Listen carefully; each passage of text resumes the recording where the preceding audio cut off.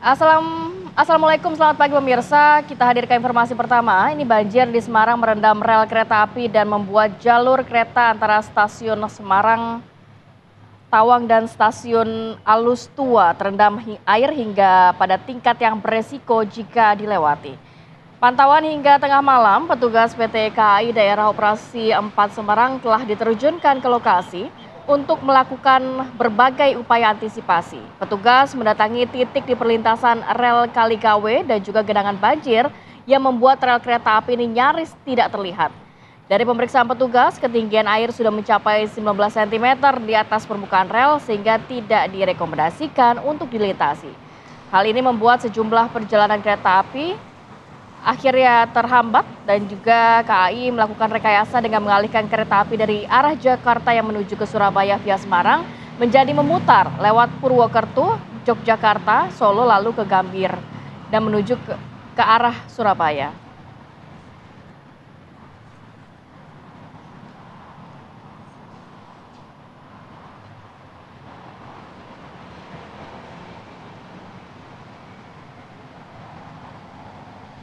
Ya, hujan lebat yang terjadi sepanjang pagi hingga siang, khususnya yang terjadi dalam beberapa waktu terakhir hingga kemarin, ini mengakibatkan genangan banjir masih terpantau di Jalan Raya Pantura Sayung Demak. Bahkan ketinggian air semakin meninggi dan mengakibatkan kendaraan yang melintas di Jalan Raya Pantura Demak, Semarang, kondisinya macet total. Seperti Anda lihat tadi di pantauan CCTV pada dini hari tadi. Arus lalu lintas di jalur Pantura Demak terlihat padat merayap, cenderung macet total. Kondisi terjadi akibat sejumlah kendaraan mogok di Jalan Raya Kaligawe Semarang. Dipicu turunnya hujan lebat sepanjang pagi, bahkan hingga siang kemarin mengakibatkan ketinggian air di jalan ini semakin meninggi. Bahkan terpantau ketinggian hingga mencapai 70 cm. Curah hujan tinggi yang mengguyur lokasi diperparah juga dengan kiriman banjir rob atau air pasang laut yang berlangsung di Jalan Raya Sayung Demak. Ini kalau nggak salah udah seminggu lebih berarti Ya, kalau dihitung ya di wilayah ini ya, di Sayung Demak ini ya. Jadi kalau kita boleh mengutip pernyataan dari Prakirawan Cuaca BMKG, jadi kalau ini kan ada diperparah dengan rob juga, tapi curah hujan juga tinggi. Memang kondisi pergantian dikatakan musim ya, transisi sudah sangat terasa, sudah sangat terasa. Bahkan kita harus bersiap-siap karena bukan transisi lagi, kita sudah masuk musim hujan, zona musim hujan. Nah itu dia. Kita sedia payung sebelum hujan. Kalau sudah hujan, sedianya apa? Jas hujan dong. Nah, iya. Selamat pagi, Assalamualaikum warahmatullahi wabarakatuh. Pagi hari ini Arif Fadil dan juga Kamarati Kusuma sudah menyiapkan beragam informasi. Tadi dua tema utama. Berita, tapi karena kurang enak ya, Ti. Kenapa tuh? Ya, apa artinya mengganggu aktivitas masyarakat. Ya. Tapi ada seseorang yang dipercaya, Ti, oleh Presiden, harapannya jangan mengganggu aktivitas masyarakat. Aktivitas masyarakat atau aktivitas yang lainnya? Mengganggu pejabat-pejabat aja. Jangan suka disetrum-setrum gitu di sini-sini. Apa iya dia mengganggu pejabat? Enggak lah. Kan membantu ya, Ti ya. Mengingatkan. Sebagai bendahara negara, Ti. Nah itu dia. Tapi katanya dengan mengingatkan ini akhirnya membuat pemerintah nampaknya lebih melemahkan posisi pemerintah, kemudian pemerintah dianggap tidak solid, ya nggak sih? Ya, tapi apapun dibantah itu, ya, sudah ya. Dibantah dengan menunjukkan itu, Ti.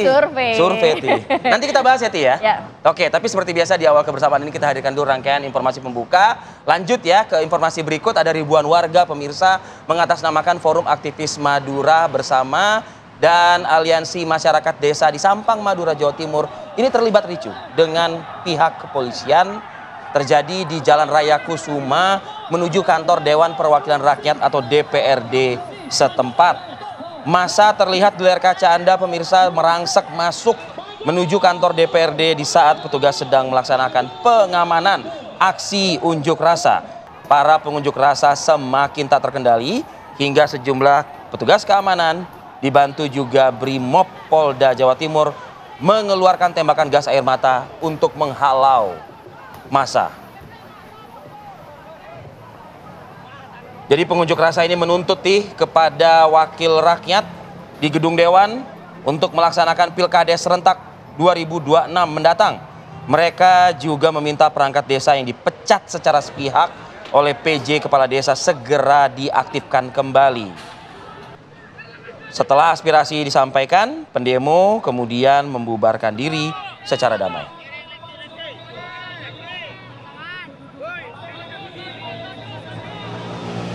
Sementara itu ada juga masyarakat penerima bantuan sosial di Kabupaten Kepahiang, Bengkulu, memilih mundur sebagai penerima bansos. Mereka ini tidak terima rumah mereka atau tempat tinggal mereka dipasangi stiker keluarga miskin sebagai tanda penerima bansos nih. Tapi kalau ngelihat bentukan rumahnya ya mungkin nggak terima ya kan. Nah inilah apakah gunanya ini akurasi data atau enggak ya kan. Ya. Dalam verifikasi, ini sesuai data yang tercantum di Dinas Sosial, seluruh warga penerima bantuan, rumah mereka ini akan dipasangi pemirsa dengan stiker bertuliskan keluarga miskin penerima bansos. Ini jadi menjadi tanda bahwa keluarga tersebut merupakan warga yang kurang mampu dan penerima bansos. Tapi menariknya, Vi, ternyata saat tim Dinas Sosial yang didampingi pihak kecamatan ini melakukan verifikasi, justru mendapati beberapa keluarga yang terdaftar sebagai penerima bansos ini tidak cocok sebenarnya dalam kriteria penerima bansos lantaran kondisi ekonomi yang mapan dan tampak memiliki kendaraan roda 2 bahkan roda 4. Vi. Wow, jadi lebih dari satu kendaraan punya gitu ya? Itu dia. Bahkan juga dari fisik bangunan rumahnya pun juga ada tadi yang berdindingkan kayu, ada yang berdindingkan tembok. Tembok. Iya kan? Ya kalau yang begini sih harusnya bagus sih, jadi akhirnya diverifikasi, ini kalau nggak pantas atau mungkin Dinas Sosial sedang satir, Ti. Kenapa, Pi? Jadi yang rumah tembok ini ditempel apa? Warga miskin. Keluarga miskin, penerima bansos. Bukan miskin ekonomi kali, Ti. Tapi miskin apa? Nggak tahu, Ti.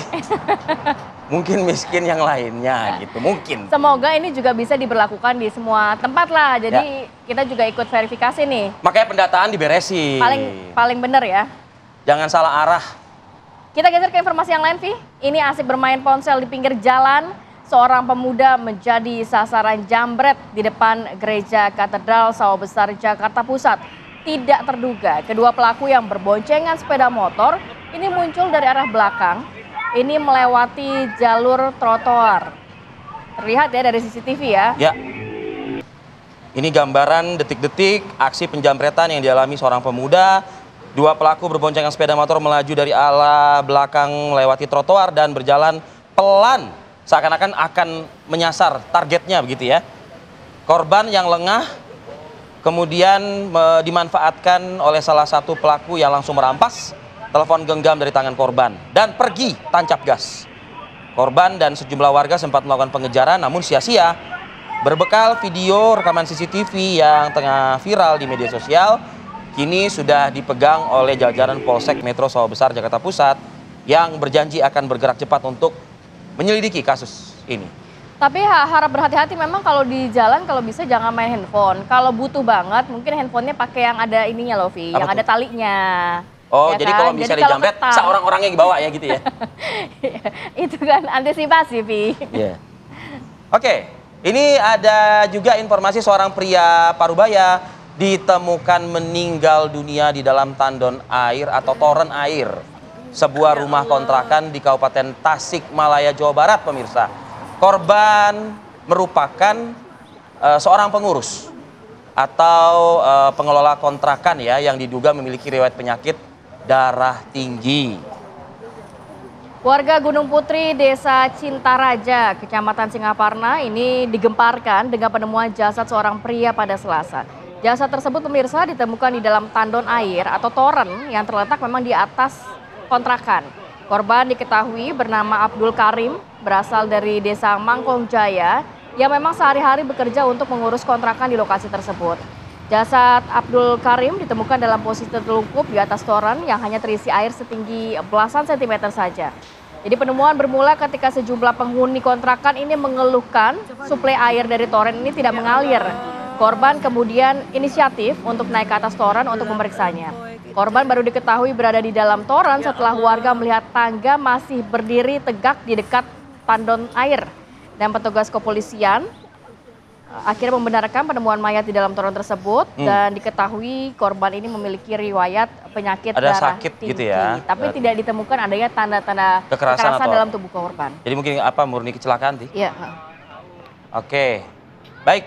Harap berhati-hati buat seluruh pemirsa pagi ini yang beraktivitas. Mau bersih-bersih rumah, ya kan? Mau membenahi rumah, mungkin ada yang bocor seperti saya. Hujan berhari-hari, bocor juga rumah saya, pemirsa. Aduh, ampun. Rumahnya apa? Atap atau apa yang bocor? Ya, ada ini genteng-genteng yang retak. Tapi ya kan kalau ngeliat tanggalan sebentar lagi nggak bocor ya kalau... Amin ya Allah ya Rabbal Alamin. Kita akan pantau lah ya bagaimana kondisi lalu lintas di jalanan, tepatnya di Simpang Kuningan Jakarta. Sudah ada rekan dari NTMC Polri, sudah ada Brigadir Sarah. Selamat pagi Brigadir Sarah, bagaimana informasi, apakah sudah cukup padat di wilayah Simpang Kuningan? Silakan.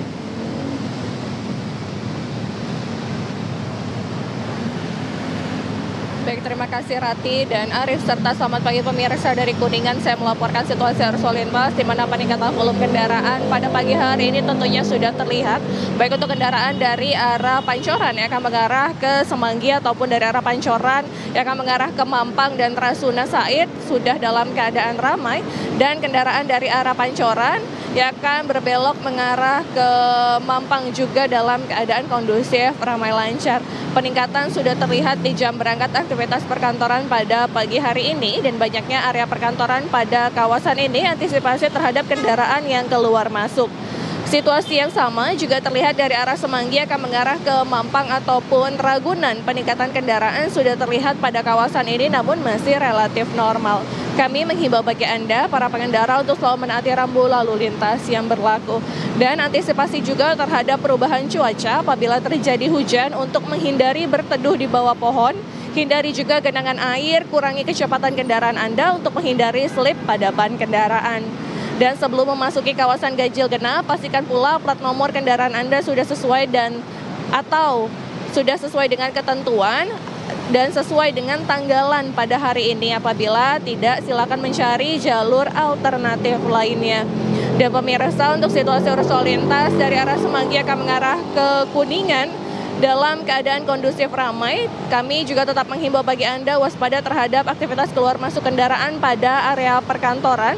Dan bagi Anda yang akan berkendara dengan roda 2, pastikan Anda berkendara dengan menggunakan helm sesuai dengan standar. Dan dapat kami informasikan berdasarkan data IRSMS Korlantas Polri, angka kecelakaan lalu lintas di seluruh Indonesia 1 kali 24 jam terjadi sebanyak 248 kasus laka lantas dengan rincian 27 meninggal dunia, 36 luka berat, dan 270 luka ringan. Faktor penyebabnya adalah dikarenakan pengendara banyak yang berkendara dalam kondisi yang mengantuk. Untuk itu kami menghimbau bagi Anda, pastikan Anda berkendara dalam kondisi yang prima, tidak melakukan aktivitas yang dapat mengganggu konsentrasi Anda saat mengemudi, dan patuhi rambu lalu lintas yang berlaku untuk keamanan dan keselamatan diri Anda ataupun pengendara jalan lainnya. Dan untuk informasi tentang kondisi arus lalu lintas, Anda dapat menghubungi call center kami di 1500669 ataupun melalui SMS Center di 9119. Stop pelanggaran, stop kecelakaan, keselamatan untuk kemanusiaan, salam presisi, kembali ke studio. Terima kasih Brigadir Sarah untuk informasi arus lalu lintas, khususnya bagi Anda yang akan melintasi wilayah Kuningan. Ya, kalau tadi Anda simak, kalau mungkin lebih awal Anda berangkat, aman. Tapi nggak tahu ya untuk 1 jam ke depan, ya kan? Dan juga wilayah ganjil genap. Nah itu dia yang harus diperhatikan ya. Udah, Pi? Udah, Ti. Kita mau kasih pantun. Oke lah, kita coba pemirsa untuk jeda dulu sejenak, nanti kita hadirkan informasi. Sepertinya ini juga sudah, Ti. Kenapa? Itu vonis tuh. Ini heboh juga ya. Di media sosial ngomongin kita Mirzani semuanya. Memang sudah divonis hukuman 4 tahun penjara dan juga denda 1 miliar rupiah dalam kasus pemerasan yang melibatkan dirinya. Selengkapnya saat lagi tetap bersama kami.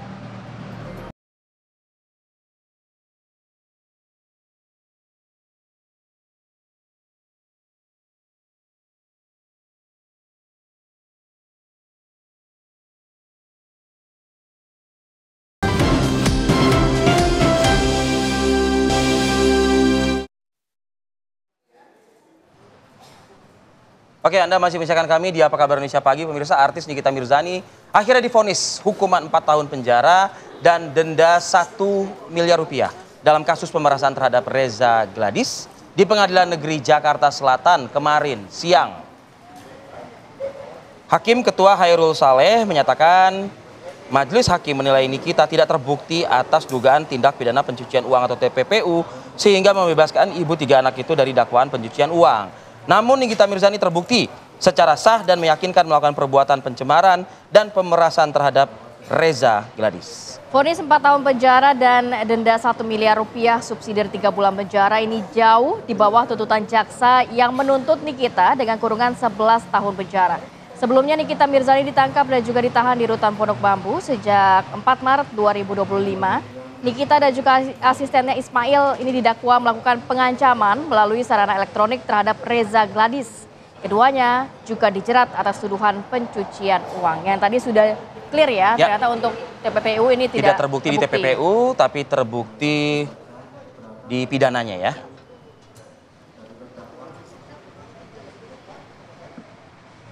Kita bergeser ke informasi selanjutnya, pemirsa. Presiden Prabowo Subianto dalam peringatan Hari Sumpah Pemuda ini meminta agar pemuda bisa mewujudkan perjuangan para pemuda-pemuda terdahulu untuk mewujudkan kesejahteraan bagi seluruh rakyat Indonesia. Tidak hanya itu, Presiden Prabowo Subianto juga meminta agar para pemuda memiliki sifat jujur, berani, dan juga setia kepada negara. Bismillahirrahmanirrahim. Assalamualaikum warahmatullahi wabarakatuh. Salam sejahtera bagi kita sekalian. Shalom Salve, Om Swastiastu, Namo Buddhaya, salam kebajikan rahayu. Salam pemuda. Saudara-saudaraku, para pemuda dan pemudi di seluruh tanah air, dan dimanapun kalian berada. Saya Prabowo Subianto, Presiden Republik Indonesia, atas nama pribadi dan atas nama pemerintah, mengucapkan selamat Hari Sumpah Pemuda ke-97 tahun 2025. Hari ini kita memperingati sebuah tonggak sejarah penting saat pemuda Indonesia pada tahun 1928 meneguhkan tekad yang menyatukan bangsa, bertumpah darah satu tanah air Indonesia, berbangsa satu bangsa Indonesia, dan menjunjung bahasa persatuan bahasa Indonesia. Mereka yang pada saat itu berusia muda, tidak lebih dari 22, 23, 24 tahun, hanya ingin satu hal: Indonesia merdeka, Indonesia bersatu, berdaulat, bermartabat. Dan kini tugas kita adalah melanjutkan perjuangan mereka melalui ilmu, kejujuran, disiplin, dan kerja keras. Kita harus isi kemerdekaan kita. Kita harus membawa bangsa Indonesia menjadi bangsa yang maju, bangsa yang modern, bangsa yang sejahtera. Perjuangan ini belum selesai. Masih terlalu banyak saudara-saudara kita yang hidup dalam kesulitan. Petani-petani kita di sawah, nelayan-nelayan kita di laut, buruh di pabrik, anak-anak muda yang bekerja keras demi keluarganya. Kepada mereka kita wajib memastikan bahwa seluruh rakyat Indonesia harus hidup layak, sejahtera, sehingga bangga menjadi bagian dari bangsa besar ini. Bangsa kita kaya, yang penting sekarang kita pandai menjaga dan mengelola kekayaan kita. Pemuda dan pemudi Indonesia, kalianlah harapan dan kekuatan bangsa. Bangsa ini tidak akan maju tanpa semangat kalian, tanpa kerja keras kalian, tanpa cinta tanah air yang menyala di dada kalian, tanpa kepribadian kalian, tanpa keberanian kalian menegakkan kejujuran dan keadilan. Cinta tanah air bukan hanya diucapkan, tapi harus dibuktikan dengan kerja keras, disiplin, rela berkorban demi negara dan bangsa, keberanian membela, sekali lagi, keberanian membela kebenaran, dan ketulusan melayani rakyat seluruhnya. selama masih ada anak muda Indonesia yang jujur, yang berani, dan setia kepada bangsa dan rakyatnya, Indonesia tidak akan pernah bisa dikalahkan. Karena itu saya berpesan, hai pemuda, jangan takut bermimpi besar, jangan takut gagal. Bangsa besar lahir dari pemuda yang berani, yang mencintai bangsanya, yang rela berkorban untuk rakyatnya. Mari kita kobarkan semangat persatuan, semangat gotong royong, dan semangat untuk berbuat yang terbaik bagi negeri. Bersama kita buktikan bahwa Indonesia adalah bangsa yang kuat, yang adil, yang makmur, dan disegani dunia karena rakyatnya sejahtera. Sekali lagi saya ucapkan selamat Hari Sumpah Pemuda ke-97 tahun 2025. Pemuda-pemudi bergerak, Indonesia bersatu. Terima kasih. Wassalamualaikum warahmatullahi wabarakatuh. Salam sejahtera bagi kita sekalian. Shalom, salve, om, santi, santi, santi, om. Nama budaya, salam kebajikan. Salam pemuda. Merdeka!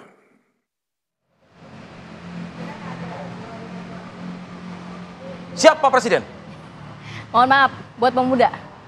Lah kan- Anda kayaknya bukan pemuda lagi. Ya, Kategorinya udah beda. menjelang baby boomer memang sih kayaknya gitu kan. Jangan ngaku-ngaku dong. Tapi begini, Kenapa, Pi? meskipun sudah tidak muda lagi, Ya. tapi setidaknya kita harus mengobarkan semangat untuk Nah, betul. pemuda. Bangun pemudi-pemuda. Di hari Sumpah Pemuda ya. Indonesia. Jadi gelora-gelora mudanya masih bolehlah terasa ya. Lengan baju Waduh. musing singkan. Untuk apa sih? Untuk negara. Untuk negara dan untuk pemirsa ya, kita harus tetap semangat karena kita Betul. juga akan menghadirkan juga informasi ini. yang Berlanjut, lainnya. Lanjut kita ke informasi selanjutnya, tapi nanti kita akan bahas lebih detail di sesi berikutnya, di segmen berikutnya. Ini ada sakit hati kepada orang tua seorang kakak di Malang, Jawa Timur memaksa adik kandungnya untuk menggunakan sabu, Vi. Jadi dengan cara disuntikan ke tubuh korban, nanti selengkapnya kita akan hadirkan saat lagi, tetap bersama kami.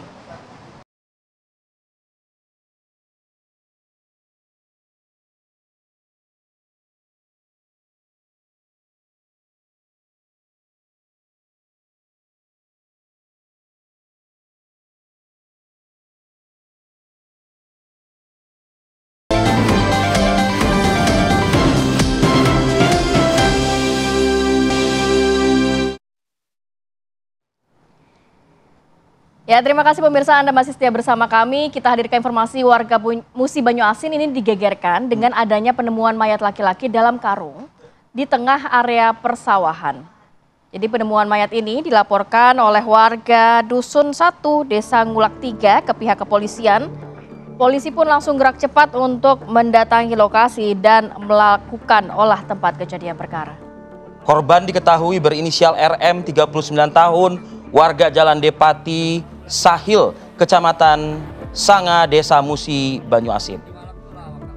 Jenazah korban kemudian dibawa ke Rumah Sakit Bayangkara Palembang guna keperluan otopsi.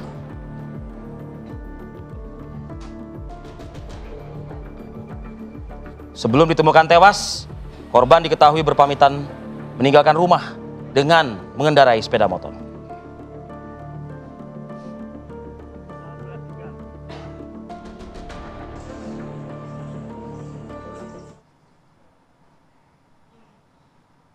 Polisi menangkap sekelompok remaja di Kabupaten Maros, Sulawesi Selatan yang mengancam seorang sopir mobil pick-up menggunakan busur dan badik usai rekannya terjatuh dari sepeda motor saat konvoy di jalan.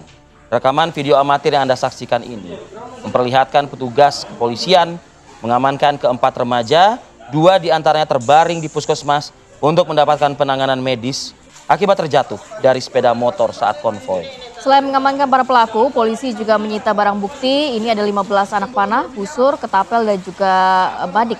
Mirisnya, dari 4 pelaku yang diamankan, ternyata 2 diantaranya ini masih di bawah umur. Masing-masing berusia 19, 18 tahun, dan bahkan ada yang 14 tahun. Para pelaku masih menjalani pemeriksaan di Mapolres Maros dan juga terancam dijerat dengan Undang-Undang Darurat tentang kepemilikan senjata tajam tanpa izin dengan ancaman hingga 10 tahun penjara. Miris ya, anak 14 tahun sudah bisa memiliki senjata tajam. Ya mungkin itu yang dilihatnya sehari-hari tuh, Iya. ya kan? Itulah gunanya mungkin Pengawasan orang tua ya, terutama dari lingkungan terkecil. Kita ke informasi selanjutnya pemirsa, ini karena sakit hati kepada orang tua, kakak akhirnya memaksa adik kandungnya menggunakan sabu dengan cara disuntikan ke tubuh korban, ke tubuh adiknya sendiri. Jadi sepasang suami istri yang tega memaksa adik perempuannya yang baru berusia 17 tahun untuk menggunakan narkotika jenis sabu dengan cara menyuntikkan ke tangan korban. Korban sempat memberontak, menangis ketakutan. Bahkan ketika gagal, pelaku memesan sabu tambahan dan kembali memaksa korban untuk mengkonsumsinya. Kasus ini terungkap setelah orang tua korban melapor ke pihak kepolisian. Polisi kemudian menjemput korban di rumah pelaku dan menemukan sejumlah barang bukti penyalahgunaan narkotika.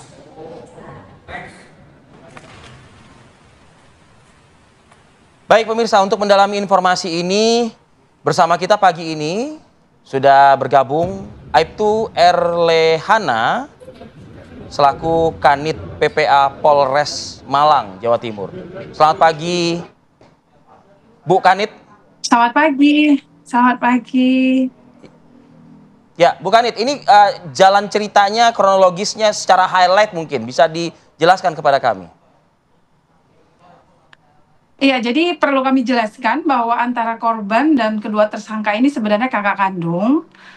Kemudian sebelumnya itu memang ada permasalahan internal. Jadi kedua tersangka ini ada rasa sakit hati terhadap kedua orang tuanya. Jadi permasalahannya sangat kompleks sehingga kedua tersangka ini ingin melampiaskan rasa sakit hatinya kepada korban yang merupakan adik kandungnya sendiri. Jadi kejadiannya pada hari itu sebelumnya memang sudah merencanakan ingin menyuntikkan sabu atau memberikan sabu kepada korban. Selanjutnya kedua tersangka ini menjemput korban ke rumahnya dengan berbohong kepada orang tuanya bahwa korban akan diajak main ke pantai. Tetapi yang sebenarnya korban itu dibawa ke rumahnya, selanjutnya sesampainya di rumahnya itu korban disuntikkan sabu dan juga dipaksa untuk menghisap sabu. Seperti itu, Pak. Apa permasalahan antara kakak korban dengan orang tua sehingga kok sampai tega melakukan hal tersebut? Yang jadi sasaran adiknya. Adiknya justru ya? Iya.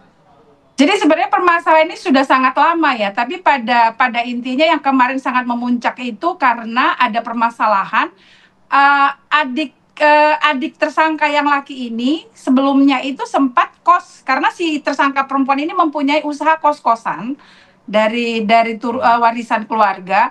Jadi menginginkan si adiknya ini tetap kos di rumahnya dengan memberikan income atau masukan membayar kos-kosan. Tetapi karena si adik ini merasa keberatan sehingga si adik ini pergi tanpa pamit kepada tersangka. Dan kepergiannya ini juga sangat dirahasiakan sama orang tuanya. Ketika tersangka menanyakan kemana keberadaannya si adik, orang tua tersangka tidak memberitahu dan pada akhirnya tersangka mengetahui kalau adiknya ini ternyata sudah pergi ke Kalimantan tanpa sepengetahuan tersangka, sehingga dengan kepergian adiknya ini tersangka ini tidak mendapatkan pemasukan. Seperti itu, itulah yang memicu rasa sakit hatinya kedua tersangka ini kepada orang tuanya, sehingga ingin melampiaskan kepada adiknya. Ketika adiknya ini diracuni, maka orang tuanya akan merasa sakit hati seperti yang mereka alami. Seperti itu, lebih ceritanya seperti itu. Kurang lebih seperti itu ya, Bu Kanit. Pelaku suami istri ya, ini memang pengkonsumsi narkotika. Iya, jadi sebelumnya mereka memang mengkonsumsi narkotika, bahkan tersangka yang perempuan yang merupakan istri tersangka yang laki ini ingin melampiaskan sakit hatinya, mengingat dia mempunyai riwayat masa lalu yang buruk ya. Kedua orang tuanya dulu juga pengguna narkotika berupa sabu dan juga mendapatkan perlakuan yang sama, di mana orang tuanya si tersangka perempuan ini juga sering menyuntikkan sabu kepada dirinya gitu. Jadi dia ingin juga melampiaskan apa yang dulu dia rasakan kepada korban, lebih seperti itu. Ya, Oh. Bu Kanit, bagaimana kondisi dari korban sendiri saat ini? Untuk korban sendiri saat ini kami sudah selalu koordinasi dengan orang tua bahwa kondisinya sudah membaik, korban sudah sekolah seperti biasa, tetapi masih dalam pengawasan karena kami dalam hal ini berkoordinasi atau bekerja sama dalam pendampingan korban dengan DP3 Kabupaten Malang dan juga Dinas Sosial Kabupaten Malang untuk mengetahui dan perkembangan korban setelah kejadian tersebut. Kalau kami melihat mungkin secara konstruksi hukum ya, di sini kan ada anak di bawah umur yang menjadi korban, artinya perlindungan anak, lalu juga ada narkotika. Kalau penyidik menerapkan undang-undangnya terhadap pelaku, bagaimana, Bu Kanit? Iya, memang kita menerapkan dengan kedua pasal Undang-Undang Perlindungan Anak dan juga Undang Narkotika. Dalam penyidikan ini kami juga bekerja sama dengan Sat Narkotika untuk bersama-sama menindaklanjuti atau melakukan penyidikannya. Baik. Terima kasih banyak Kanit PPA Polres Malang, Aibtu Erlehana sudah bergabung bersama kami pagi hari ini. Sehat selalu. Assalamualaikum. Siap. Assalamualaikum, Bu Kanit. Waalaikumsalam. Oke, kita tinggalkan. Ini gimana sih kandung, tapi kok perlakuannya kayak bukan kandung ya? Harusnya melindungi ya adik Harusnya sendiri iya, kan? mengayomi. Mengayomi. Ya kan? Protect and serve. Gitu ya, Via. Kayak polisian dong berarti. Oke lah, kita harus jeda dulu sejenak, nanti kita hadirkan informasi dan juga perbincangan. Menteri Keuangan Purbaya Yudi Sadewa ini mengklaim gaya ceplas-ceplosnya ini justru efektif, bisa membuat atau mengembalikan kepercayaan masyarakat publik kepada pemerintah. Kepada Dan ini juga atas instruksi dari Presiden Prabowo Subianto. Selengkapnya saat lagi tetap bersama kami.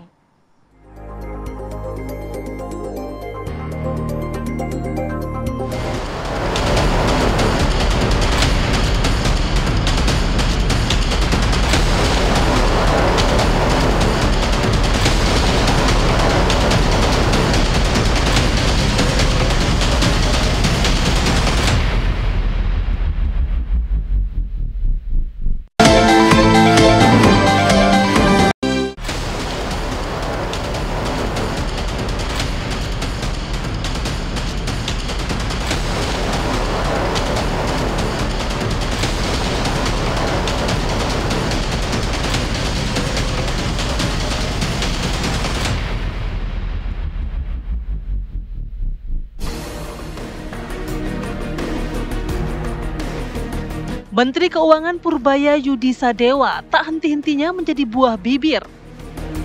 Pernyataannya yang cenderung ceplas-ceplos ala koboi menyedot perhatian sejumlah kalangan, tak terkecuali oleh mantan Kepala Komunikasi Kepresidenan Hasan Nasbi. Apalagi Purbaya tak segan mengkritisi ulah oknum pejabat yang nakal. Hasan Nasbi khawatir gaya komunikasi Purbaya justru bisa mengganggu soliditas pemerintah. Kalau lama-kelamaan orang akan melihat ini sebagai ketidaksolidan pemerintah. Padahal soliditas pemerintah itu penting sekali.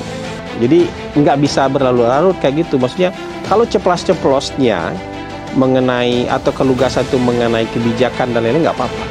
Tapi kalau saling melemahkan antar pejabat, nanti kan kita juga pernah ada yang kayak gitu. Dan nggak solid akhirnya gitu. Namun Menku mengaku apa yang ia lakukan sudah sesuai mandat dari Presiden Prabowo untuk mengembalikan kepercayaan publik ke pemerintah. Sepertinya saya koboi, tapi yang saya lakukan adalah mengembalikan kepercayaan masyarakat ke pemerintah.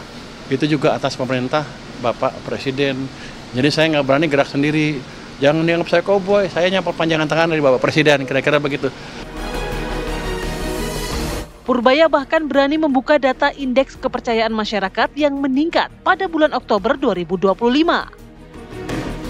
Survei ke masyarakat, apakah saya mengurangi kepercayaan masyarakat ke pemerintah, apa tidak? Masyarakat ke pemerintah, kalau jatuh seperti ini keadaan buruk. Kalau sana bagus. Ini kemarin waktu bulan September, Agustus September itu turun terus, Juli, Agustus September turun terus ke titik terendah sini. Inilah terjadi banyaknya demo. Tapi kita lakukan kebijakan yang mungkin untuk bagian kalangan agak drastis, agak ceplas-ceplos. Tapi ini berhasil mengembalikan sentimen masyarakat ke pemerintah. Jadi stabilitas pemerintahan amat baik di mata masyarakat, kecuali di mata orang itu ya. Lantas benarkah gaya koboi ala Purbaya efektif mendongkrak tingkat kepercayaan masyarakat? Tim TV One mengabarkan.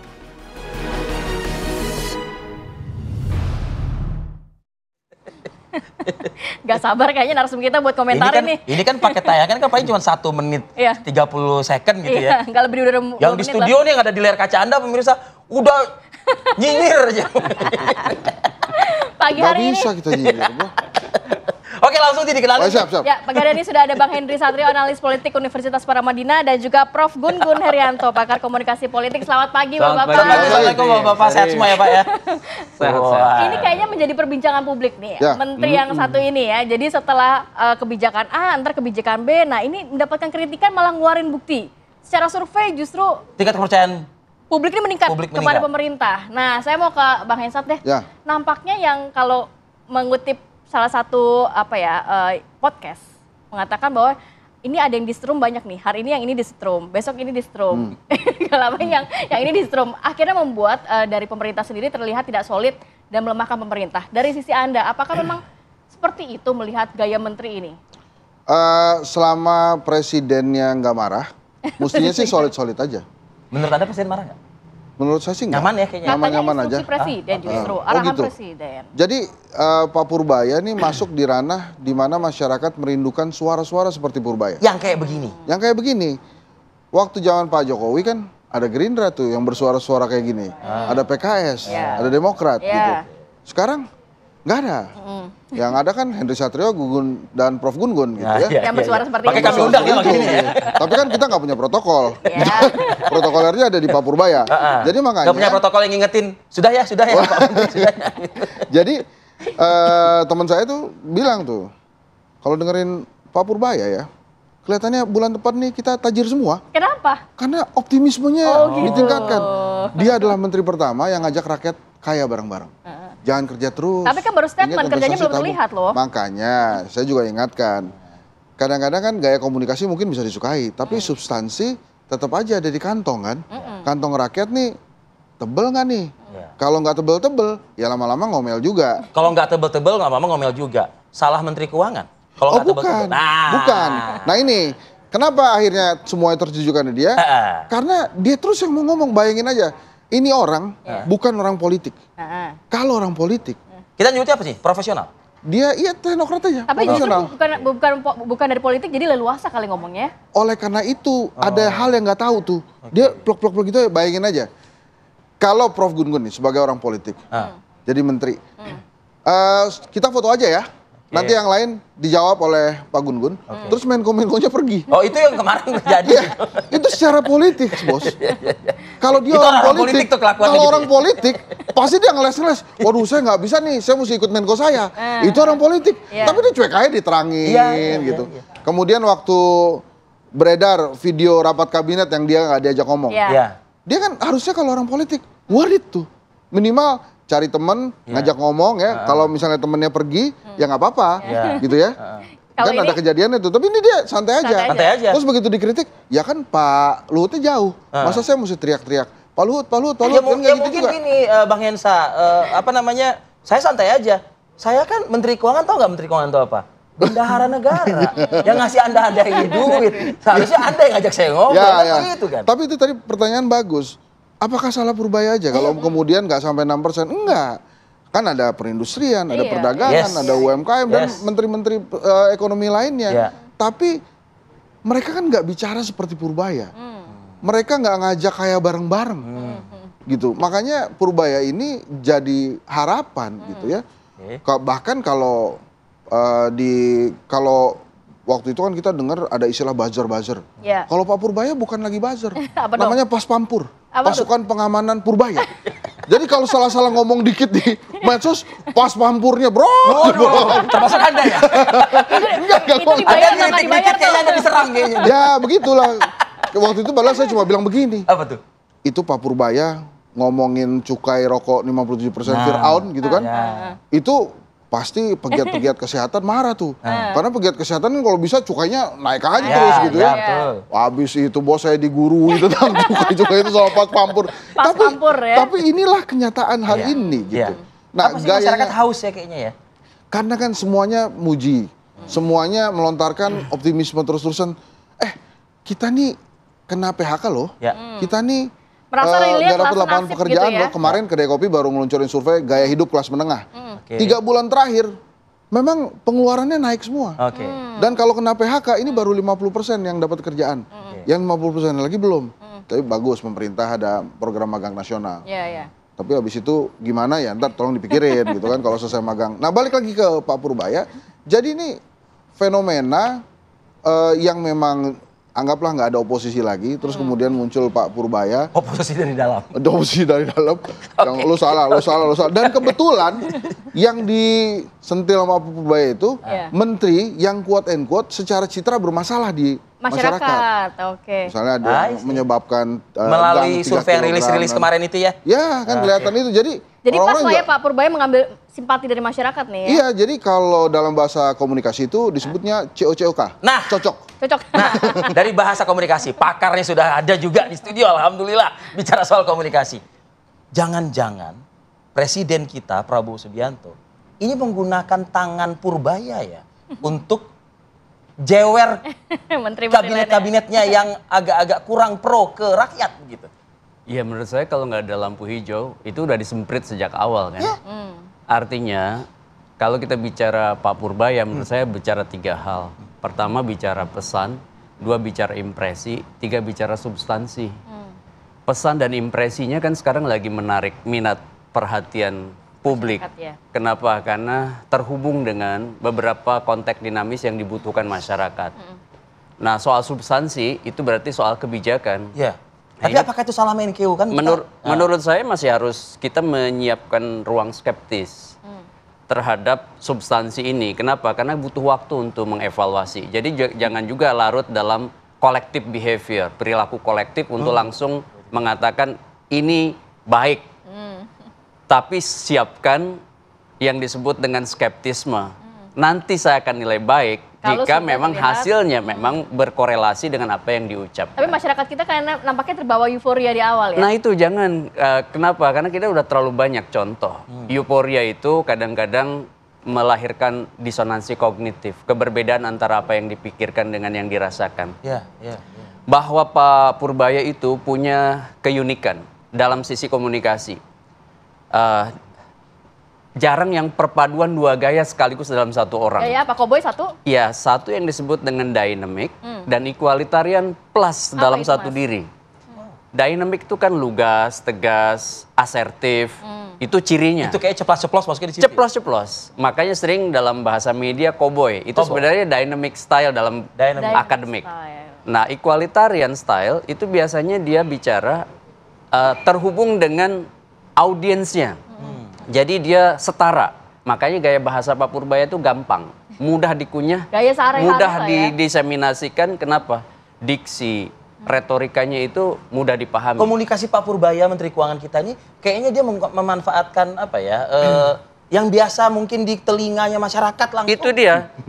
Kalau kita kan udah terbiasa. Gak ribet bahasanya. Iya, lu bayangin aja masyarakat lagi pengen, kok kita uangnya nggak ada ya, kok kita penghasilannya berkurang ya, kok kita dipecat. Pak Purbaya, itu saya gelontorkan 200 triliun. Itu himbara tuh suruh kreatif lah. Jadi orang-orang mikirnya, wah 200 triliun. Iya kan, lagian kita udah terbiasa dengan gaya pejabat yang one to many communication, dari satu ke banyak orang. Normatif lewat pola komunikasi yang linear searah, misalnya press conference. Terus tidak menjawab juga dari tidak menjawab. Tiba-tiba ada Pak Purbaya yang many to many communication-nya dapat dari banyak ke banyak lewat misalnya sharing di sosial media. Itu kan gampang sekali apa yang diucapkan Pak Purbaya itu, potongan-potongannya itu viral di sosial media, ya kan? Para netizen, FYP. Dan ini membantu sebenarnya komunikasi publik pemerintah. Meskipun gaya ini gaya yang beresiko. Beresikonya dalam arti seperti apa? Ya, beresikonya kalau ekspektasi membumbung tinggi, kemudian ada gap dengan hasil, itu biasanya kemudian muncul yang disebut dengan tadi kekecewaan. Kekecewaan kan? Ya. Nah pertanyaannya, kalau ternyata yang harapan gini, publik punya harapan, tapi seharusnya kan harapan itu kan terarah. Contoh, misalnya tadi ada Kementerian Ekonomi itu yang mungkin rapotnya tidak terlalu bagus kan gitu. Apakah semua harus ditumpahkan kesalahan ke Pak Purbaya? Justru kan Pak Purbaya ingin membenahi rapot yang belum bagus ini. Ayo sama saya bagusin caranya, saya atur tata kelolanya, saya ini. Kan begitu, Prof? Iya, saya setuju. Konteks ini kan sistem. Jadi tidak bisa, Bukan Purbaya berdiri sendiri loh. tidak bisa kemudian menumpahkan kesalahan itu pada satu orang. Itu. Birokrasi itu kan bersifat mutual interdependent. Satu bagian berubah akan menyebabkan perubahan di bagian-bagian lain. Oke. Kalau ya bagian lain tidak berubah, biasanya sistem rontok. Pak Purbaya ingin menggerakkan perubahan di sektor ekonomi. Yes. Dia tidak bisa sendirian kan? Banyak variabel yang dimiliki pembuat kebijakannya di sektor lain. Ya. Nah, ini adalah cara untuk memecah kebuntuan yang kemarin ini saya lihat sudah mengalami yang disebut dengan fase stagnan. Nah, stagnasi itu kan harus ada game changernya. Ya. Resiko menjadi game changer itu pasti berada di pusaran turbulensi.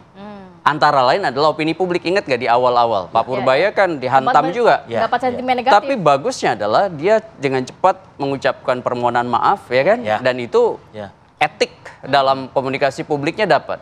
Dan itu kemudian dia muncul dengan beberapa pernyataan yang kemudian pernyataan itu membuat ya public trust untuk dia rebound ya. Contoh misalnya pernyataan-pernyataan yang sangat teknokratis ketika bicara soal misalnya fiskal. Ketika bicara soal contoh aja anggaran mengendap yang di Pemda-Pemda itu. Iya. Ini kan membuat kita terbelalak. Oh ya, gitu. Dan itu Sebesar mencari itu, tahu. Ya. Kemudian juga Tapi ada tuh gubernur yang ngelawan justru. Iya, enggak apa-apa, justru dengan adanya perlawanan itu Adu data publik jadi kan jadi akhirnya. terbuka. Iya. Jadi terbuka. Soalnya publiknya juga si gubernur itu piggyback sama Pak Purbaya. Waduh, ini popularitas turun dia Pak Purbaya. Dia piggyback aja. Artinya si gubernur nggak masuk substansi dong ya berarti ya? Enggak, jadi memang benar. Jadi ada substansi, ada gaya kan. Nah, yang dicari sekarang kan gaya. Lu bayangin aja ada menteri bilang, itu gimana sih minum-minum di warung kopi gitu ya. Iya. Pas jam kerja pakai Tapi seragam. kan ternyata kan ya. direvisi kan? Oh, iya, Bukan iya. oknum ternyata. Nah, makanya begini. Terkadang saya deg-degan juga. Pak Purbaya memang kan sudah lama di birokrasi. Ya. Tapi esprit de corps-nya birokrasi itu sometimes lebih kuat tuh dibandingkan Yeah. sementerinya. Udah ada korbannya kan, Menteri Dikti itu kan. Yeah. Karena birokrasinya nggak Terlalu terima, kuat, akhirnya dia yang mental gitu. Nah, kita ini kan mengharapkan Purbaya berhasil. Nah, dia juga harus bisa mengolah internalnya tuh. Kalau di komunikasi, sepanjang saya jadi profesional di komunikasi itu namanya internal communications itu, implementasinya jauh lebih susah daripada external Kalau communication. internal sudah dibenahi sama Pak Purbaya, tapi yang dikhawatirkan masyarakat adalah nantinya seperti yang mengatakan gini nih, nanti pemerintah jadi nggak solid bang. Soalnya ada beberapa Ada kabinet endemi. bahkan ada fight back kabarnya ya, ada backfire fight back. Nah itu seperti apa ya? Tahan dulu, nanti kita sambung lagi di segmen berikutnya. Tetap bersama kami di Apa Kabar Indonesia Pagi.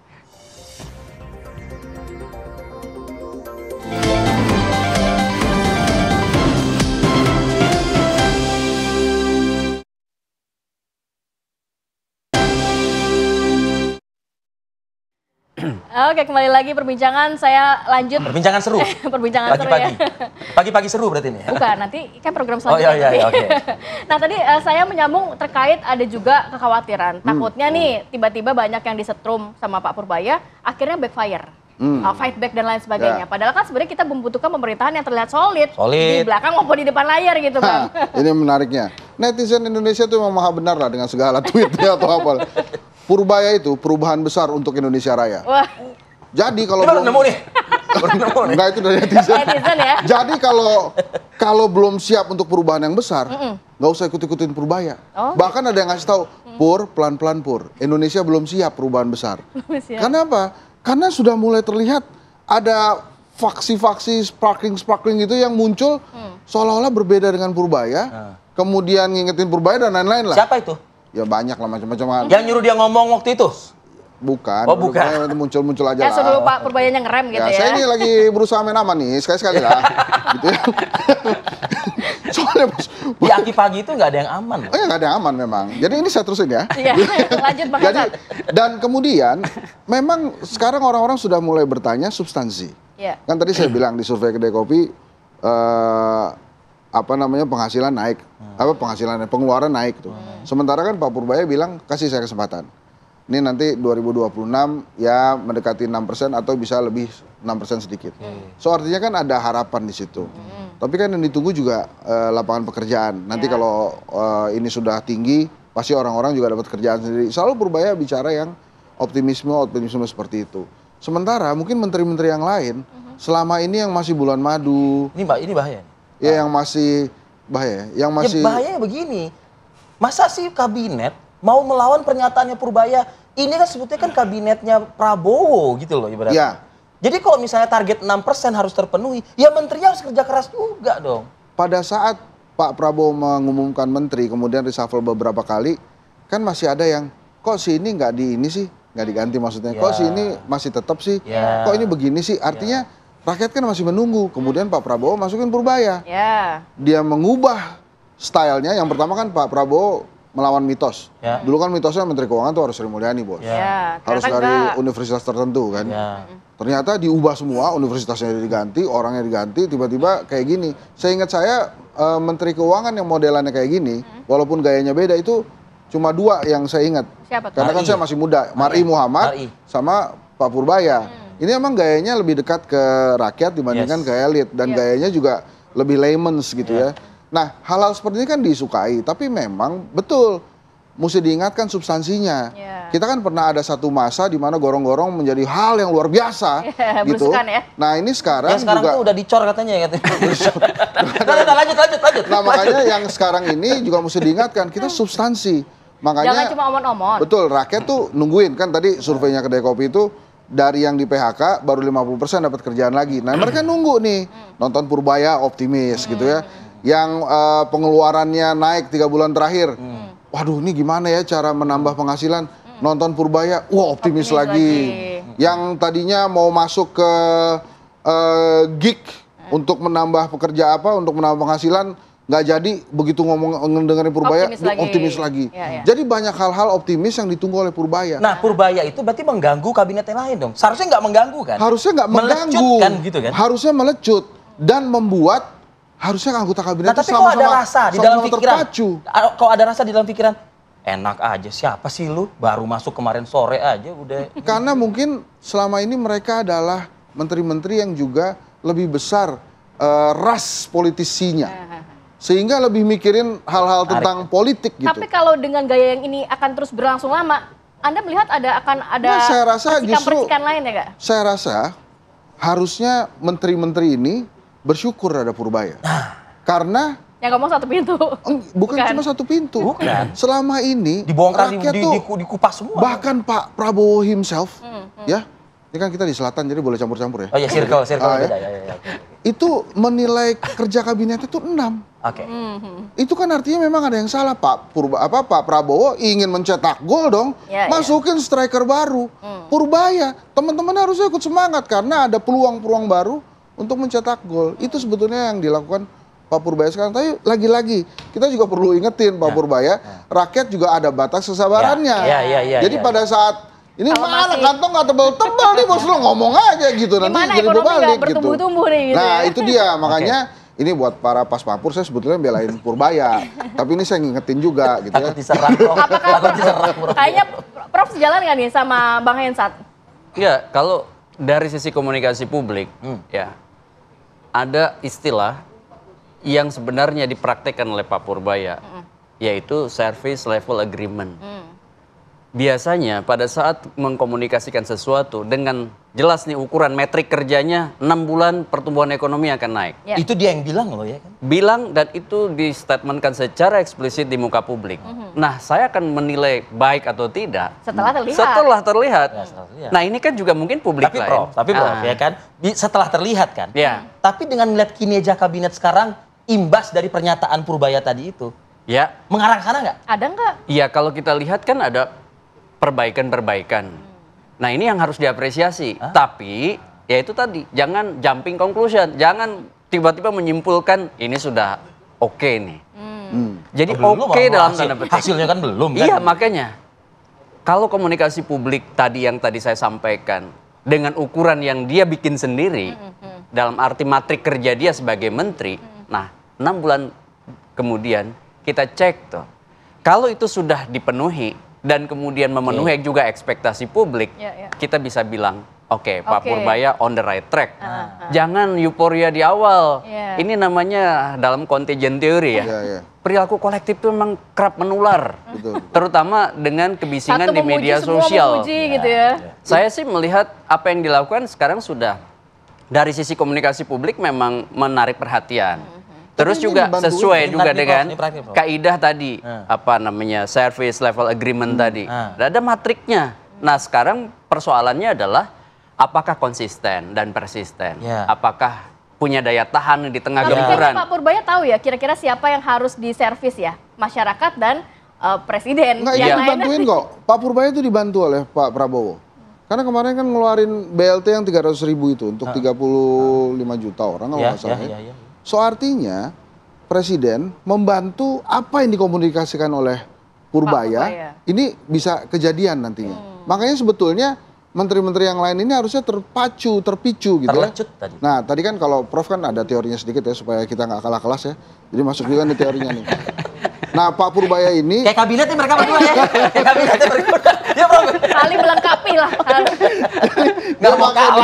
dia pakai nih self presentation namanya. Jadi timnya itu di mana ada Purbaya, di situ harus rame itu. Di mana Purbaya, di situ harus rame. Dan tim komunikasi Purbaya itu ditolong oleh Pak Purbaya sendiri.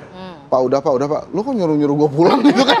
Istri gue jangan nelfon. Keren gitu, maksud saya tuh akhirnya si Menteri Purbaya ini memang memunculkan hal lain. Banyak sebetulnya menteri-menteri yang seasik dia komunikasinya.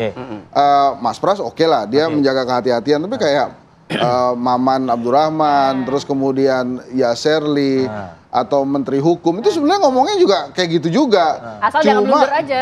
Iya, cuma memang gayanya. Asal kalau terjadi blunder langsung minta maaf. Oh iya betul ya. Seperti tadi Mas Gun menyampaikan ya. Nah Prof, saya ingin minta penjelasan Prof terkait dengan penjelasan Prof tadi nih. Prof, ini menarik nih. Jadi jangan terlalu euforia kan? Di awal. Dengan menampilkan risetnya LPS itu, bahkan kan secara jelas ya, Data. Purbaya mengatakan, nih Juni, Juli turun nih. Pas demo ya. Disinggung soal demo. Kemudian naik lagi. Mulai naik lagi. Stabil sekarang. Saya membayangkan, kata siapa? Nih, saya nggak tahu nih orang di luar sana. Kata siapa? Besok tak demo kok, demo rame-rame lagi besok. Bisa aja kan, Prof? Sangat bisa. Nah, makanya tadi saya itu bilang perlu dua kehati-hatian kata makanya, kunci itu, daya tahannya sama konsistensinya. Nah ini kan sebenarnya pernyataan Pak Purbaya soal angka LPS itu merespon Hasan Nasbi kan sebenarnya. Konteksnya. Enggak sih, nggak ada masalah. Dia cuma dia doang. Iya. Artinya begini. Ya. Ada pertanyaan wartawan yang konteksnya kita tahu lah, sama-sama tahu. Bahwa ini ada yang mempertanyakan gayanya, bisa merusak gitu ya, dalam konteks harmonisnya kabinet. Tapi menurut saya sih memang itu tidak kemudian bisa disimpulkan bahwa itu merusak. Kenapa? Karena begini, kita udah terlalu lama dalam kultur birokrasi, komunikasi kita itu groupthing-nya kuat gitu. Groupthing-nya kuat. Kayak berasa lagi belajar ilmu ekonomi, ilmu karena kan komunikasi. Mbak Rati tahu ketika misalnya birokrasi yang sifatnya itu struktural, fungsional gitu ya, kuat sekali pengaruh antar individu itu dengan figur utama itu presiden. Keluar sosok Pak Purbaya dan gaya komunikasi yang lekat dengan cita rasa dirinya. Nah ini kemudian menjadi menu baru di birokrasi. Kan menu baru nih di birokrasi. Biasanya tuh suara menteri itu apa istilahnya communication of privacy managementnya. Ya. Privasi ya? Iya, privasinya itu dijaga betul, terutama di panggung depan. Ya, pada saat dia bicara, ini datang ceplos-ceplos ini. Dia bilang ceplos-ceplos, diksi-diksinya juga kadang-kadang menyentak. Kenapa tidak terpikirkan? Tiba-tiba dia misalnya menyerang, tiba-tiba dia misalnya membuka data gitu ya. Yang itu mungkin dalam tanda petik bisa menarik perhatian juga publik pada sektor lain atau unit lain. Bohongin staffnya tuh. Nah itu dia. Tuh. Makanya kalau misalnya kita perhatikan, mungkin 3 bulan terakhir ini wacana publik diisi oleh narasi Pak Purbaya. Itu tadi. Dan itu artinya dari sisi komunikasi mampu memalingkan perhatian. Tapi ingat, ada fase di mana orang melakukan yang disebutkan conviction, menimbang-nimbang untuk melanjutkan dukungan, atau justru jadi gelombang protes. Itu dia. Tapi itu yang harus hati-hati. Itu tadi saya wanti-wanti itu, Prof. Tapi bagaimana Prof melihatnya kan saat ditanyakan oleh wartawan, Pak Purbaya justru menampilkan data-data. Tapi kan kepercayaan masyarakat apakah serta-merta karena gaya komunikasi dia atau jangan-jangan mungkin masyarakat juga percaya karena beberapa menteri juga kinerjanya cukup bagus begitu, bukan karena Pak Purbaya saja. Iya, kita harus lihat sebenarnya kan juga kita tidak baca data LPS itu risetnya apa sih kontennya gitu. Itu juga kita nggak bisa membaca dangkal Ya harusnya kita baca dulu LPS itu kayak apa. Jangan juga kemudian langsung kita percaya apa yang dipakai oleh Pak Purbaya. Pak Purbaya gitu maksud saya. Itu framing nggak tuh? Riset itu pasti kan banyak hal yang kemudian di cover dari riset itu. Dan itu menurut saya juga tidak serta-merta kemudian menjadi landasan bahwa oke, ini sudah baik, ini sudah tepat begitu. Jadi lagi-lagi ya, kalau kita bicara soal komunikasi publik pejabat, ada uniqueness di satu sisi, kemudian ada ekspektasi di sisi lain, di tengah itu harus dijembatani oleh kerja teknokratis. Seorang menteri tanpa kerja teknokratis yang kuat, dia hanya akan menunggu waktu, bom waktu gitu, bagi ledakan-ledakan yang akan terjadi di masa mendatang. Nah sekarang supaya tidak terjadi ledakan-ledakan itu harus dimitigasi. Mitigasinya apa? Yang disebut fidelity. Satunya apa yang diucapkan dengan konfirmasi data di lapangan. Nah kalau itu kemudian klop, saya yakin Pak Purbaya akan jadi orang yang mungkin dipertimbangkan dalam top of mind publik. Tapi kalau tidak ya akan kembali ke omon-omon gitu. Nah saya khawatir kalau kembali ke omon-omon, jadinya? Bang Hensa, rame lagi nanti kita. Iya rame lagi, tapi Purbaya itu gini, waktu penyampaian nota APBN 15 Agustus, itu Pak Prabowo sempat kasih kode ke Pak Purbaya, kita ngobrol ya. Saya waktu itu kepikiran jangan-jangan nih orang nextnya main Q nih. Waktu itu dia soalnya mau habis LPS-nya. Dan ternyata benar ya. Tapi komunikasi dengan Pak Purbaya itu selalu seru. Yang terakhir yang tadi kita ditayangin tuh, telat kan, maaf Pak saya telat Pak, mohon maaf gitu. Udah push up dulu. Nah dia mau gerak gitu tuh kan, apa ya, gestur-gestur seperti itu, ya? itu benar-benar bukan cuma chemistry tapi nyenengin publik gitu. Oh ada ya yang kabinet kayak gini. Saya yakin yang paling susah itu adalah anak SD sekarang terhadap kabinet Pak Prabowo. Kalau pola-pola pengajarannya masih seperti angkatan kita waktu itu, ngafalin menteri. Ganti-ganti soalnya ya? Bukan cuma ganti-ganti, 100 bros, 100-an. Itu juga banyak dan dari 100 itu kan nggak ada yang menonjol. Ada yang unik waktu itu, Teddy Indrawijaya misalnya. Sekarang ada Purbaya, tapi menteri-menteri unik ini di setiap presiden ada kok. Di SBY ada Dahlan Iskan. Nah itu cukup tuh, lama dia menghiasi layar kaca. Terus kemudian media darling. Ada Susi Pujiastuti di zaman Pak Jokowi pertama. Jadi maksudnya setiap presiden juga selalu ada anggota-anggota kabinet yang unik-unik seperti ini. Gitu, silakan diteruskan. Berarti ya kita tunggu ya mungkin buah hasil dari kekoboyan Anda, dari ceplos-ceplos Anda. Kantong harus sebar. Iya kan? Dan demikianlah kelas komunikasi untuk hari ini 2 SKS yang sudah kami hadirkan untuk Anda pemirsa dari Prof. Gunggun Herianto dan terima kasih Prof. Hensa, terima kasih, sehat selalu ya. Amin. Assalamualaikum. Waalaikumsalam. Oke, kita cukup bisa untuk jeda, nanti kita akan ajak Anda untuk memantau bagaimana kondisi terkini di sejumlah daerah yang mengalami banjir. Saat lagi tetap bersama kami.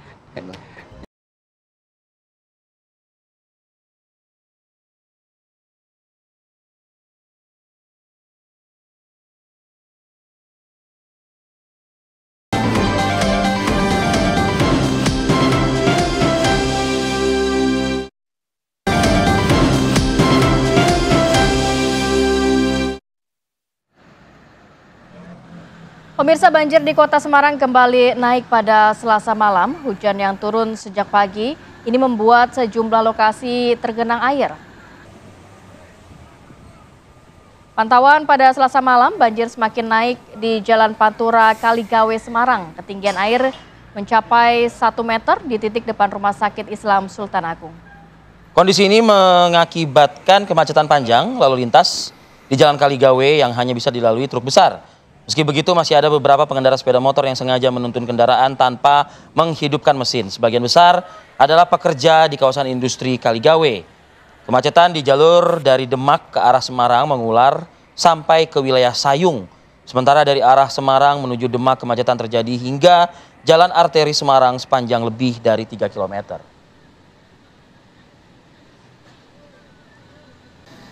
Oke, kita perbarui informasi. Ini malam ya, Ti ya? Iya. Oke, dan bagaimana kondisi pada pagi hari ini di Kaligawe, Semarang, termasuk juga kita akan mengupdate juga Tih di Sukabumi. Pasca banjir bandang yang diakibatkan meluapnya air dari Sungai Cisolok ya di Sukabumi. Nah, kita juga akan bergabung dengan beberapa rekan kita ini dari Semarang dan juga Sukabumi, Jawa Barat. Pertama kita ke Joko Teguh di wilayah Kaligawe, Semarang, Jawa Tengah. Silakan informasi pada pagi hari ini. Kalau saya lihat di belakang Anda genangan air masih lumayan itu, Joko. Ya, Terima kasih Arif dan Ratih.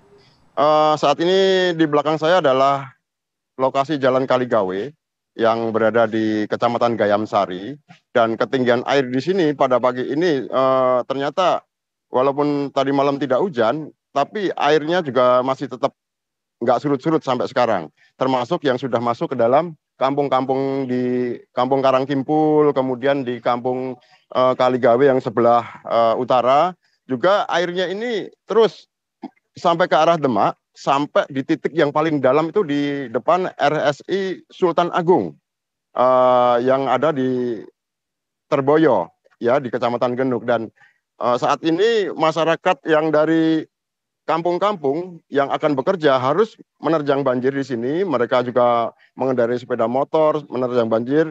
Kemudian ada juga warga yang mulai mengungsi karena banjir di sini sudah hampir sepekan ya terjadi di Kaligawe, sehingga banyak orang-orang tua yang kemudian diungsikan ke tempat keluarganya. Dan di jembatan Kaligawe yang ada di belakang kampung ini juga sudah mendirikan tenda ya oleh TNI dan Polri yang difungsikan sebagai pengungsian sementara atau tempat drop para warga yang akan bepergian maupun mengungsi. Begitu. Ya, Joko, apakah ada upaya untuk dapat mengurangi dari debit air yang di sana? Karena ini kan juga mengganggu aktivitas masyarakat seminggu kurang lamanya. lebih 1 minggu.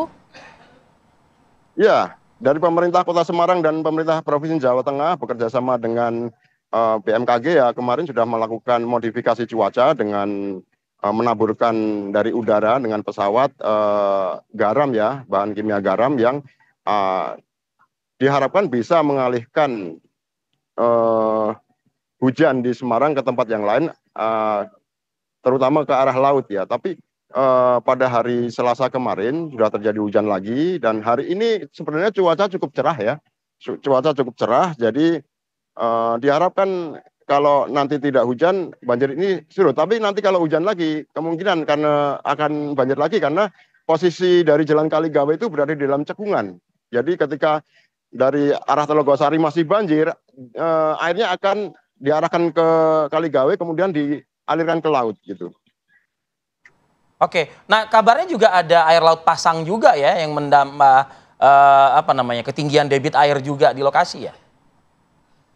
Ya, memang sifat dari Jalan Kaligawe ini kan berada di pesisir ya, hanya sekitar 1 kilometer atau 2 kilometer dari arah laut. Jadi rob ketika datang juga akan menambah debit air menjadi naik gitu.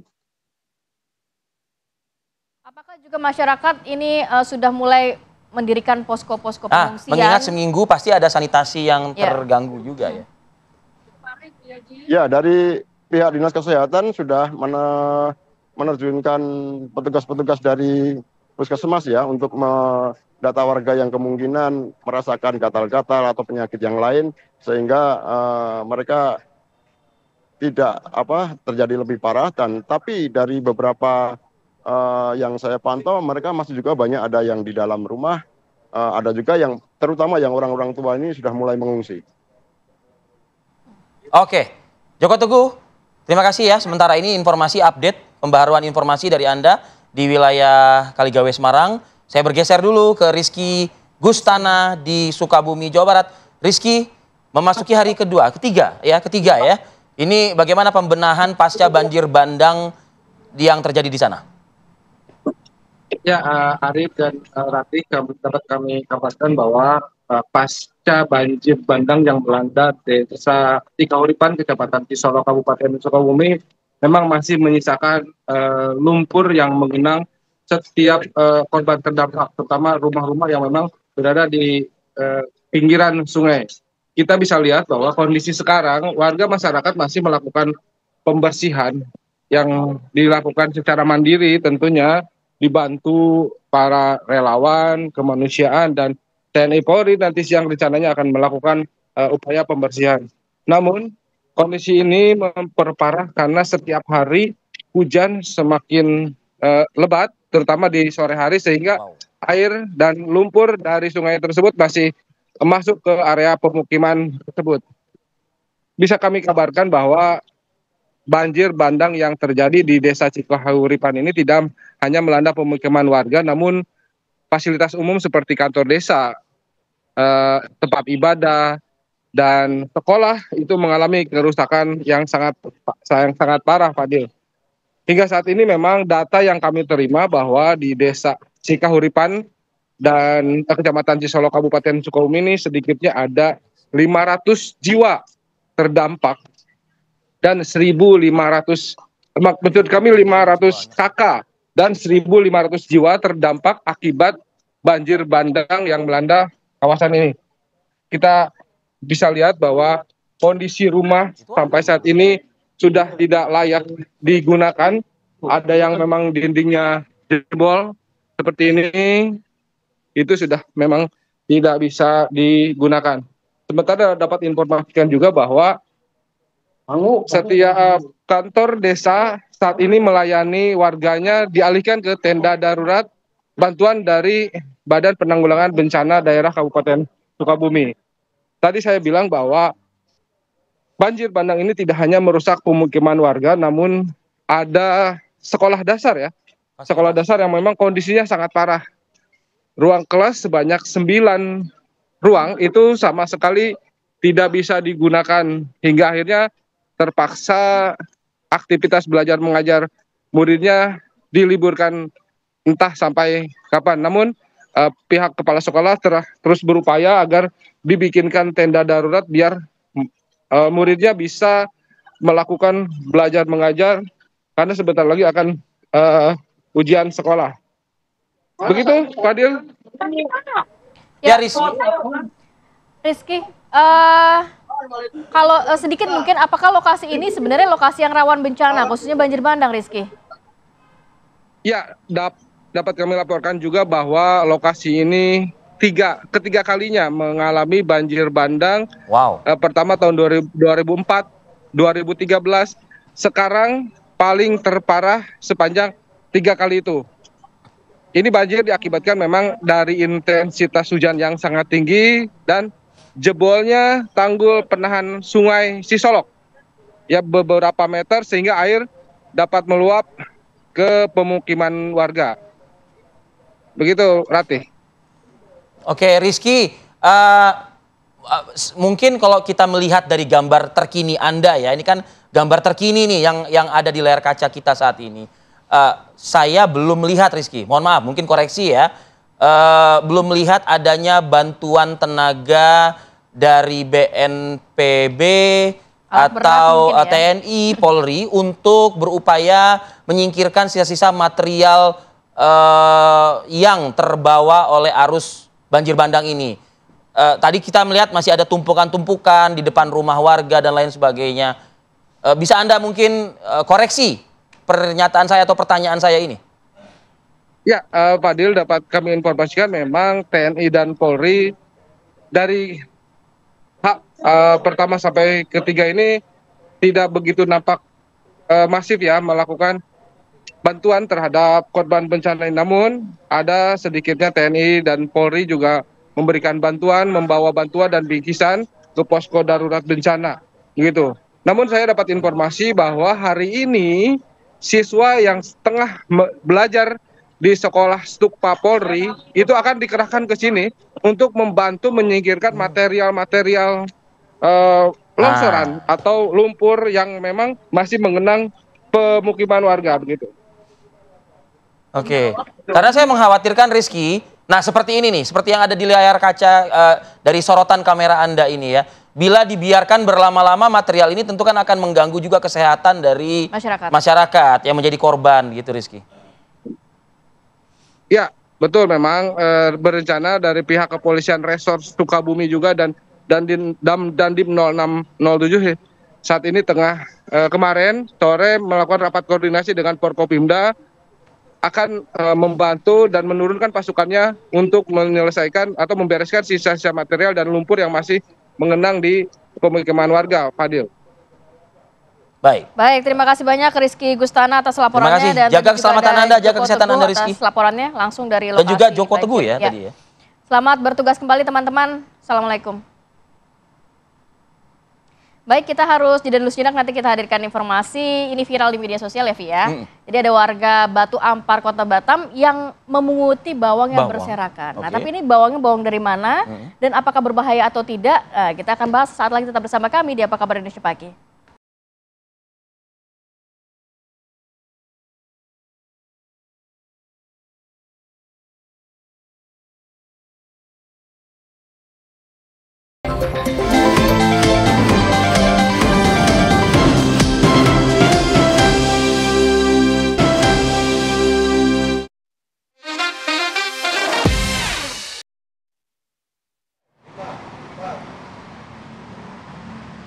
Nah nih, yang viral-viral nih. Kenapa, Vi, yang viral nih? Silakan, Ti. Nah, ini saya curiga nih. Pertama kan lihat masyarakat kok ngambilin apa? Saya pikir uang, ternyata bawang. Ternyata masyarakat masih butuh bawang, Ti. Butuh, nasi goreng tanpa bawang nggak enak. Nggak ada rasa, nggak ada rasa. Ini warga nih heboh nih ya di media sosial. Ada video warga berbondong-bondong memungut bawang yang berserakan, tepatnya di lereng bukit. Jadi kejadian ini pemirsa berada di kawasan Melecem, Tanjung Sengkuang, Batu Ampar, Kota Batam, Kepulauan Riau. Wow, bukit ini berubah warna menjadi merah, Ti. Ini banyak banget nih bawangnya, Vi. Bisa dikiloin, dijual lagi nggak nih? Waduh, seketika Batu Ampar memproduksi bawang goreng nanti, Ti. Tapi ini curiga siapa yang buang ya? Bukan siapa yang buang, Ti. Mungkin ini ada pergerakan dari atas, bagian atas lereng dengan truk kabarnya gitu. Dan seakan-akan kayak gerakan-gerakan misterius menghamburkan gitu atau membuang begitu. Puluhan ton loh, Vi. Nah, tapi oleh warga sih nggak mungkin dipikir siapa yang buang ya siapa. Ambil aja. Ambil dulu aja gitu, Ti. Tapi ini salah nggak sih sebetulnya? Nah, takutnya kan bawangnya sudah tidak layak konsumsi ya. Hati-hati juga tuh.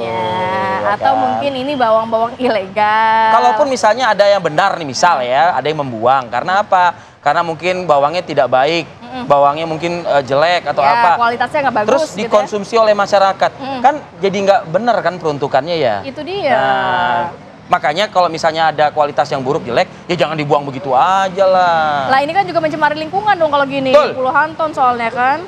Semoga bisa diusut tuntas siapa yang membuang bawang di wilayah tersebut. Ini ada juga yang soal buang-membuang, Ti. Apa itu? Tapi yang ini udah pasti saya katakan, bukan saya, semua masyarakat juga mengatakan mengecam perbuatan ini. Aduh. Jadi seorang warga di Kota Bandung, ini kedapatan membuang sampah.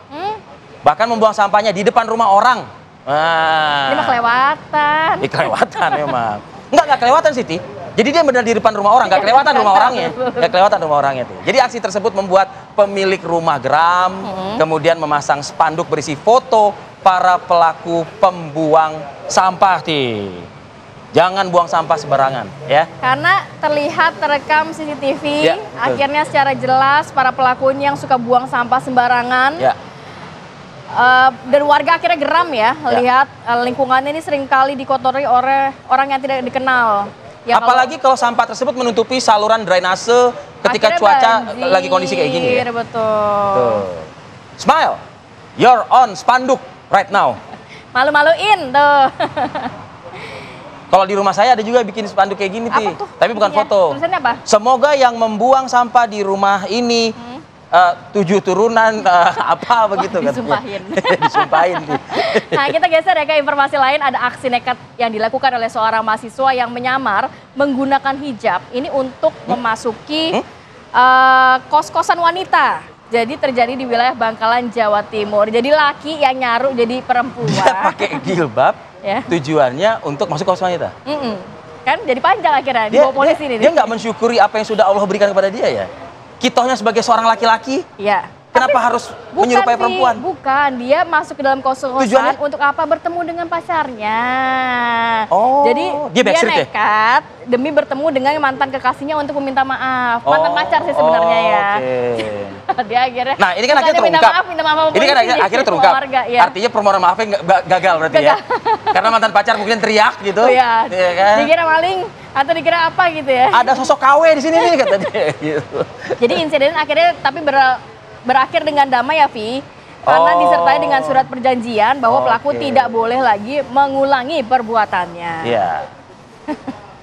Aduh, tapi sebenarnya kasihan juga sih, coba deh effortnya dilihat ya buat mantan kekasihnya. Balikanlah sehari gitu. Oke, nih ya, ini ada juga sepasang pengantin di Kabupaten Kulon Progo, Yogyakarta, viral ya, setelah melangsungkan pernikahan menggunakan mobil dinas Wakil Bupati Kulon Progo. Jangan dicontoh dong. Ya, pasangan pengantin ini sengaja mengajukan permohonan peminjaman demi menekan anggaran sewa kendaraan. Bukan emang boleh, sekarang gini. Boleh sih trik-triknya si calon pengantin. Enggak, boleh trik-triknya calon pengantin. Oh, trik-triknya. Iya kan? Untuk menekan anggaran. Ya. Tapi dampak dari triknya dia itu sang wakil bupati menjadi tertekan saat ini, Tih. Karena sudah viral di media sosial ya kan. Jangan-jangan besok kalau boleh lagi banyak antrian. Iya. Sampai mobilnya. Atau jangan-jangan wakil bupati pernah mungkin pada saat dia akan mencalonkan, kalau saya terpilih nanti mobil dinas saya akan Bisa berikan dipakai kepada masyarakat yang mau menikah. Iya, gitu. iya. Cuma pertanyaannya kan kalau plat merah dipasangin pita, masyarakat tapi ternyata nggak hanya minjemin aja, Vi. Ternyata juga turut menanggung ongkos bahan bakar, supir, serta dekorasi guna menghias mobil. Ini kayak yang nikah mungkin ordal kayaknya. Ya sudahlah, kita tinggalkan ya. Kita ke informasi apa nih, Vi? Ya, ada juga viral di media sosial sekelompok pria diduga debt collector. Aduh, saya kalau udah baca yang kayak gini-gini ya, agak miris, Ti. Ya, karena caranya itu loh, Ti. Kadang-kadang ada kekerasan ya caranya ya. Makanya bahkan ini ada seorang ibu yang tengah mengendarai sepeda motor sambil membonceng 2 anak, Ti. Ya, dan ini dihampiri oleh debt collector dengan gaya yang ya udahlah kita sama-sama tahu gitu ya. Koboi juga. Ya, beda sama koboi yang tadi tapi beda. Lokasinya yang terjadinya di kawasan Pulau Gadung ya. Jakarta Timur. Dari rekaman CCTV ini terlihat ya, beberapa pengendara yang melintas berhenti dan coba untuk melerai keduanya, dan setelah mengetahui apa yang terjadi, warga menegur sekelompok pria tersebut dan meminta mereka untuk tidak melakukan penarikan kendaraan di tengah jalan. Saya harus juga ada apresiasi untuk debt collector yang di Bali. Viral juga tuh beberapa waktu lalu. Sampai ketika dia ngomong ke ibu-ibu yang bawa motor itu, minta maaf ya Bu, saya sebelumnya minta maaf ya Bu. Jadi begini, stigma takut iya di masyarakat. Tapi ketika dilakukan pembawaannya dengan baik, dengan sopan santun, akan jauh berbeda. Nah, semoga bisa semua debt collector seperti itu ya. Setuju.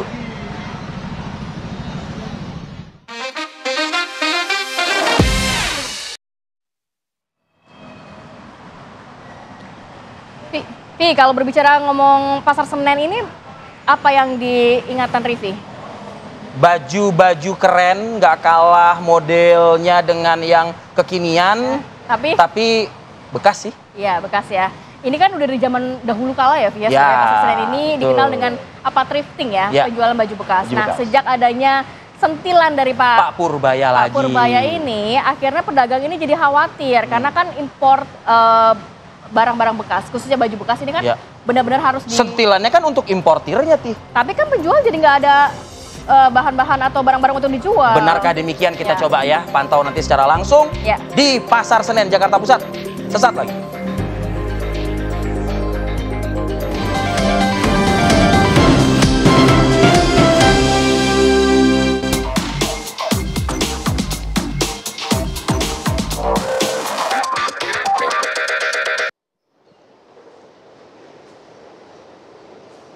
Kembali lagi di Apa Kabar Indonesia Pagi on Location. Jika mendengar kata Pasar Senen, pasti orang berpikir bahwa Pasar Senen ini merupakan surga bagi barang thrifting atau barang bekas.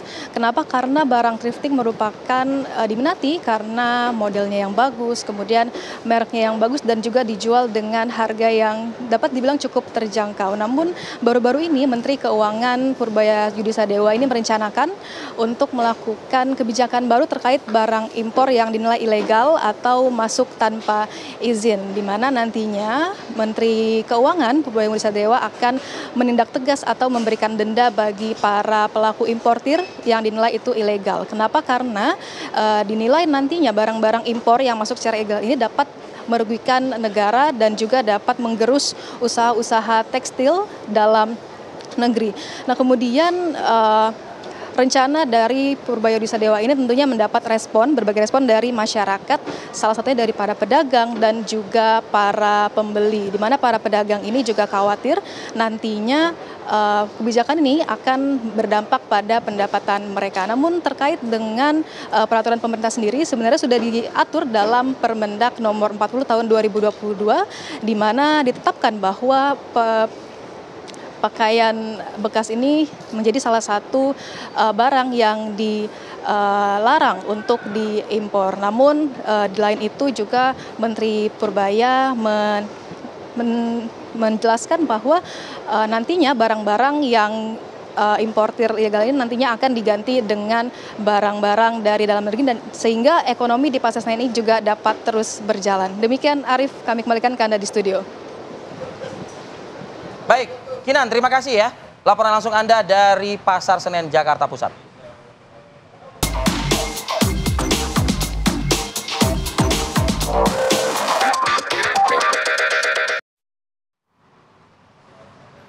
Ya, Vi, kalau biasanya anak Rivi nih aktivitas ngapain aja nih? Oh, dia banyak banget, seneng banget bergerak. Sampai olahraga? Saya bilang, nih kok nggak ada capek-capeknya sih gitu loh ibaratnya. Kemarin main bola. Kemarin main bola. Iya. Terus berapa? Berenang? Ya, berenang juga akhir pekan. Futsal? Iya. Basket? Iya, futsal kan bola, Ti. Oh iya, basket juga, Vi? Basket lagi belajar-belajar sih gitu. Nah itu sebenarnya banyak orang tua yang khawatir. Kalau saya khawatirnya gini, ini nggak capek dia, takutnya kan kalau capek kan jadi malas belajar. Kalau anak seneng aja pasti kan. Tapi sebenarnya latihan fisik berlebihan untuk anak ini bahaya nggak sih? Nah, takutnya over the limit ya gitu kan. Bukan limit kantong bapaknya. Okay. Nanti selengkapnya ya pemirsa di Hidup Sehat akan membahas mengenai apakah latihan fisik untuk anak berlebihan ini juga berpengaruh nanti untuk kesehatannya ya. Akhir kata saya Kamarati Kusuma. Saya Arif Fadil pamit undur diri. Terima kasih atas perhatian dan kebersamaan Anda. Sampai jumpa. Sampai jumpa.